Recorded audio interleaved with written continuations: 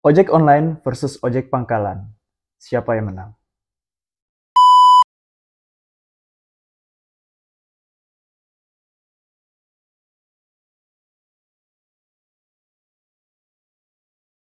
Kali ini saya ingin membahas sedikit tentang kontroversi yang terjadi ya antara ojek online versus ojek pangkalan. Berikut saya akan bedah satu persatu.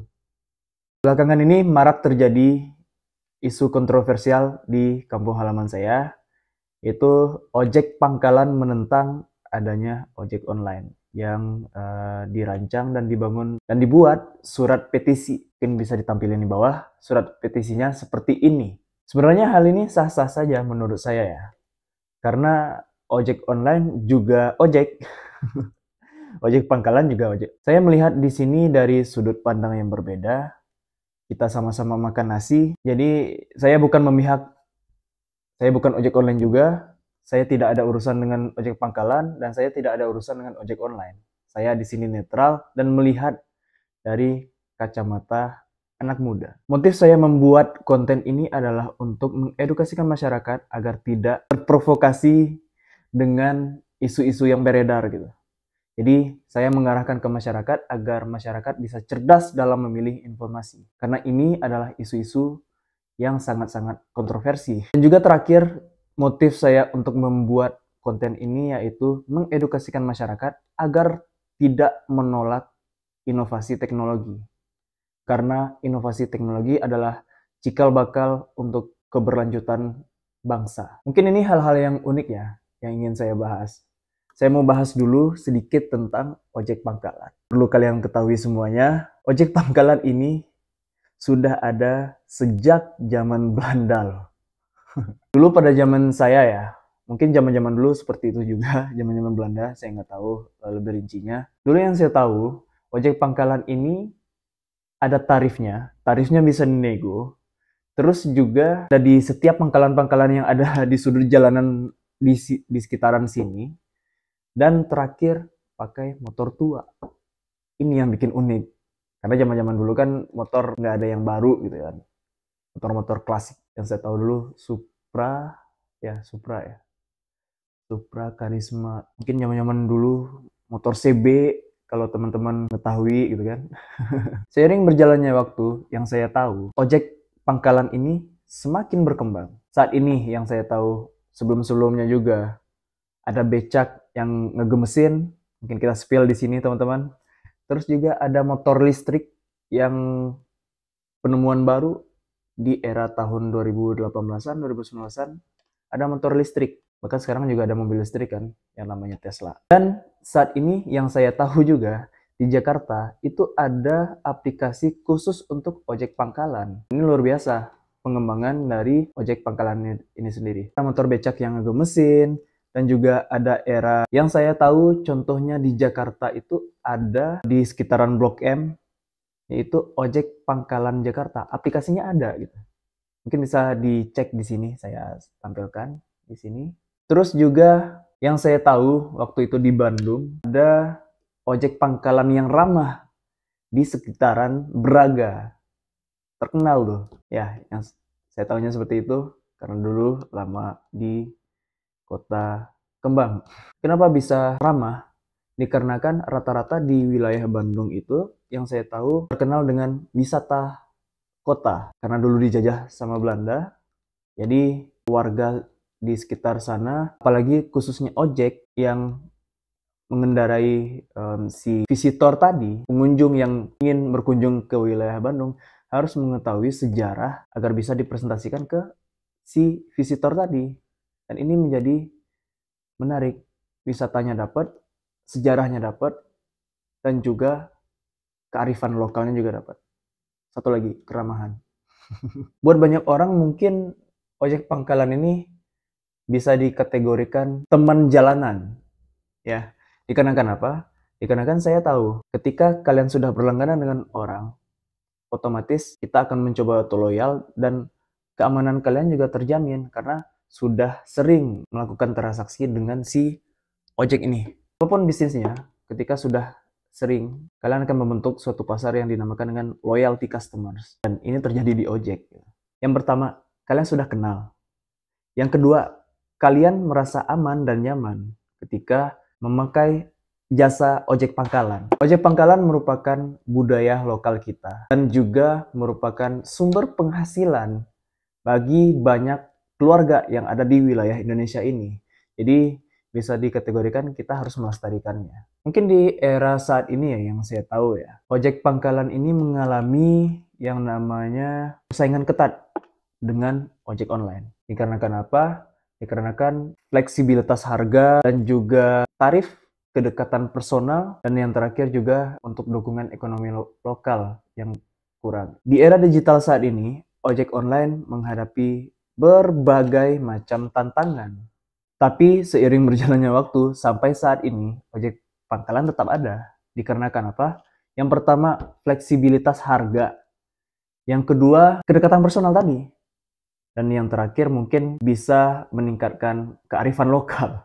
Mungkin sedikit saran juga untuk teman-teman ojek pangkalan ya. Saran saya ke depan, kita harus melek terhadap teknologi dan inovasi. Tidak apa-apa ojek pangkalan menggunakan aplikasi. Menurut saya itu lebih bagus karena apa? Di era saat ini, kita harus melek terhadap teknologi dan memberikan akses kemudahan kepada setiap customer yang memesan ojek tersebut. Sekarang kita bedah nih, ojek online ya. Ojek online ini bisa dikategorikan apa ya? Newcomer. Ya, newcomer yang menggebrak industri yang ada di wilayah Indonesia ini. Semua industri transportasi saat ini berfokus kepada transportasi online. Kenapa seperti itu? Karena fitur-fitur yang unik dan menarik ditambah dengan akses yang simpel membuat kenyamanan bagi kaula muda. Karena rata-rata yang pakai kaula muda ya. Tapi ada beberapa yang Gen X, Gen Z yang menggunakan aplikasi, yang melek terhadap aplikasi karena memang belajar gitu. Jadi semua kalangan saat ini sudah menggunakan transportasi ojek online. Apalagi di wilayah Jawa dan sekitarnya sudah menggunakan. Contoh perusahaan besar yang saya tahu menggunakan aplikasi ojek online, ini saya sebut namanya aja. Nama brandnya Grab dan Gojek. Tinggal buka aplikasi, kalian tap layar, kalian pilih, kalian pesan, kalian bayar, sudah. Simpel kan? Di ojek online pun saya melihat beberapa fitur ya yang memudahkan si customer tadi. Ada GrabFood, ada GoFood, terus juga Go Delivery, yang saya tahu, boleh dikoreksi kalau seandainya salah, GoCar, GrabCar, GoBike, gitu, dan segala macamnya. Ada juga Grab Express kalau nggak salah ya. Dan ini memudahkan si customer, apalagi di anak-anak muda, kaum-kaum rebahan. Juga tarif ojek online ini seiring berjalannya waktu, setiap bulan tuh rata-rata ada diskon dan tarif yang bisa membanyakan si customer ini agar tidak lari dari penggunaan aplikasi. Dan ini juga menarik perhatian bagi transportasi ojek online. Tentunya fitur-fitur tadi yang saya sebutkan itu menarik masyarakat di wilayah Indonesia, khususnya anak-anak modern di era modern saat ini. Ojek online ini bisa memberikan kita kemudahan dan juga akses yang lebih canggih lagi. Contoh, kita bisa lacak lokasi ojek, terus juga kita bisa merating si ojek ini tadi dari 0 sampai 10 kira-kira berapa ya? Gini deh, bintang. Biasanya ada bintang tuh, bintang 1 sampai dengan 5. Ketika kalian puas, tentunya kalian pilih 5. Kalian tidak puas, kalian bisa milih 1 gitu. Jadi ini memberikan apa ya, semacam feedback untuk si ojek ini tadi. Bukan yang saya tahu, ada tombol darurat kalau terjadi apa-apa, dan ini bisa menjadi safety-nya si penumpang tadi ya. Intinya gini, yang saya tahu di luaran sana ya. Yang pertama, ojek online itu sudah mengubah kebiasaan hidup di masyarakat urban. Yang kedua, ojek online itu sudah membuka banyak lapangan pekerjaan yang bisa menampung pengangguran-pengangguran yang ada. Dan ini membantu pemerintahan dalam mengatasi pengangguran. Dan juga yang terakhir yang saya tahu nih, di wilayah Jakarta dan sekitarnya itu, ojek online berkontribusi dalam mengurangi polusi dan kemacetan. Jadi kalau dipikir-pikir, siapakah pemenangnya? Menurut saya ya, semuanya sama. Namun, saya jelaskan di sini. Ojek pangkalan itu butuh inovasi. Inovasi apa? Inovasi teknologi. Seperti terserah ojek pangkalan mau mangkal di mana gitu kan. Tapi tetap ketika terjadinya disrupsi perkembangan zaman, teknologi hal yang prioritas, tidak bisa diganggu-gugat dan mutlak. Ketika seseorang ataupun company tidak melek terhadap teknologi, ke depan bisa dikatakan si orang ini akan tergerus dengan perkembangan zaman. Ini harus diperhatikan bagi siapapun itu, baik itu perusahaan, baik itu orang, dan lain-lainnya. Itu yang saya tahu. Nah, di ojek online ini sah-sah saja, tapi saya lebih senangnya seperti ini.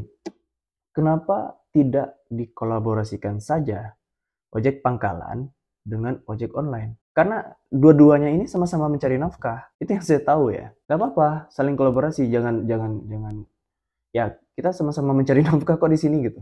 Saya nggak ada urusannya dengan ojek online dan saya tidak ada urusannya dengan ojek pangkalan ya. Tapi apa yang saya presentasikan tadi, apa yang saya sampaikan ke teman-teman tadi ya memang itu faktanya. Masing-masing punya kelebihan dan masing-masing punya kekurangan. Tergantung dari si customer-nya tadi mau apa. Mau yang rutin, yang simple bisa ojek online, atau mau yang sudah berlangganan lama, nggak mau pesan melalui HP, ya ojek pangkalan gitu. Ini tergantung dari kaliannya juga. Kalian maunya ke ojek yang mana gitu. Tergantung dari situasi, kondisi, dan preferensi si penggunanya tadi. Karena setiap pengguna beda-beda. Sebedah satu persatu ya, kelebihan dari ojek pangkalan. Yang saya tahu itu kelebihannya. Yang pertama, itu kedekatan personal dengan pengemudi. Terus yang kedua, fleksibilitas tarif, dukungan ekonomi lokal, dan akses di daerah terpencil. Karena ojek pangkalan ini aksesnya kemana-mana, bisa ke daerah kampung. Di ojek online itu tidak. Ada beberapa, mungkin di pemetaannya ya, di mappingnya itu di daerah-daerah pelosok nggak ada, ojek pangkalan nggak ada. Dan ini bisa dikategorikan kenapa si ojek pangkalan ini masih bertahan. Karena mereka masuk ke daerah-daerah yang terpencil, kurang lebih seperti itu. Itu kelebihannya ya, yang saya rangkum di sini. Kekurangan ojek pangkalan, itu yang pertama kesulitan dalam pemesanan. Tunggu mereka mangkal, baru bisa mesen. Terus kurangnya standar keamanan. Ya kita nggak tahu dong, nanti tiba-tiba kenapa-kenapa gitu kan. Kalau seandainya udah kenapa-kenapa, ya repot gitu. Di ojek online yang saya tahu, ketika kalian terganggu keamanannya, kalian bisa pencet tombol darurat tadi. Kurangnya standar keamanan. Yang ketiga, kurangnya transparansi tarif. Ya bisa sih dinego gitu kan. Kalau si ojek pangkalannya mau nego, kalau tidak, ya kalian harus mengikuti apa yang ojek pangkalan mau gitu. Terus yang terakhir, kurangnya fitur pelengkap. Seperti apa? Seperti antar makanan, terus juga antar paket, ojek ya ojek gitu, yang saya tahu ya. Terus saya mau bahas sedikit lagi nih, tentang kelebihan ojek online. Yang pertama, kemudahan dalam pemesanan. Kalian buka HP, scroll, udah selesai gitu kan. Terus yang kedua, transparansi tarif. Di sana ada beberapa tarif dan bahkan ada promo yang saya tahu. Term and conditions ya. Terus juga keamanannya juga terjamin. Ada apa-apa, kalian bisa pencet tombol darurat. Terus juga fitur pelengkap yang beragam. Dan yang terakhir, akses di berbagai daerah. Tidak semua daerah, tapi ada di beberapa daerah. Terus juga kekurangan dari ojek online ini, yang pertama, persaingan ketat dengan ojek pangkalan. Pasti. Karena isu kontroversi di wilayah saya pun juga seperti itu di daerah saya. Terus juga tarif yang terkadang fluktuatif. Kadang ada promo, kadang tidak, kadang naik gitu. Tergantung dari si perusahaan ini sendiri. Terus juga potensi penipuan dan pelecehan. Bisa. Tapi dengan adanya fitur darurat tadi bisa membuat kalian aman gitu ya. Dan ini yang terakhir yang jadi perhatian untuk kita semua ya. Karena kita nggak bisa menentang juga dan harus melakukannya. Kelemahan dari ojek online yaitu ketergantungan terhadap teknologi. Dan ini sulit menurut saya ya. Tergantung si pengguna dari teknologi ini. bijak dalam menggunakan teknologi atau tidak. Karena kalau tidak bijak, kalian akan masuk dalam arus ketergantungan. Sama seperti dopamin. Mungkin sejauh ini yang saya tahu ya, beberapa isu kontroversial yang menarik perhatian adalah ojek online versus ojek pangkalan. Terserah sih, ojek pangkalan versus ojek online, sama aja. Di tahun 2016 dulu pengalaman saya, pada saat itu ojek online dari Gojek meluncurkan aplikasi dan ditentang oleh ojek pangkalan. Namun tiba-tiba Bapak Jokowi menyebutkan di pers bahwasanya jangan tolak inovasi yang ada. Karena ini karya dari anak bangsa. Mau tidak mau ojek pangkalan itu harus beradaptasi dengan teknologi. Karena ini inovasi teknologi. Saya tidak menyalahkan si ojek pangkalan ini salah, tidak juga. Dan saya tidak menyalahkan si ojek online ini. Tapi untuk menghadapi situasi ke depan, di era perkembangannya zaman, harus ada inovasi teknologi yang saya sebutkan tadi. Namun permasalahannya di sini bisa dibilang tarif dan juga tingkat keamanannya. Saya bedah dulu di ojek online ini. Kenapa keamanannya tidak terjamin di pemerintahan? Karena belum ada undang-undang yang resmi yang mengatur tentang ojek online. Keamanan si ojek ini, terus juga penggajian dan fasilitas yang digunakan, belum ada. Namun, sejauh ini ada beberapa peraturan-peraturan yang mengatur tentang si transportasi online ini. Saya sebutkan satu persatu. Yang pertama itu saya baca Undang-Undang Nomor 22 Tahun 2009 tentang lalu lintas dan angkutan jalan yang mengatur secara umum tentang transportasi termasuk persyaratan kendaraan dan pengemudi. Yang kedua, itu ada Permenhub nomor PM 108 tahun 2017 yang mengatur tentang penyelenggaraan angkutan orang dengan sepeda motor tidak dalam trayek. Terus ada Permenhub nomor PM 117 tahun 2018 yang mengatur tentang penyelenggaraan angkutan sewa khusus. Terus juga ada beberapa perda di masing-masing wilayah kota dan kabupaten yang mengatur tentang ojek online dengan ketentuan yang bervariasi. Namun di mana celah perdebatannya? Ketiadaan undang-undang yang mengatur ojek online ini secara khusus menimbulkan celah baru, celah permasalahan baru. Yang pertama saya sebutkan di sini adalah status mitra pengemudi. Apakah mitra pengemudi ini termasuk sebagai pekerja atau buruh? Yang kedua, persyaratan dan tarif, kompetisi monopoli, keamanan dan perlindungan dari si konsumen ini harus diperhatikan.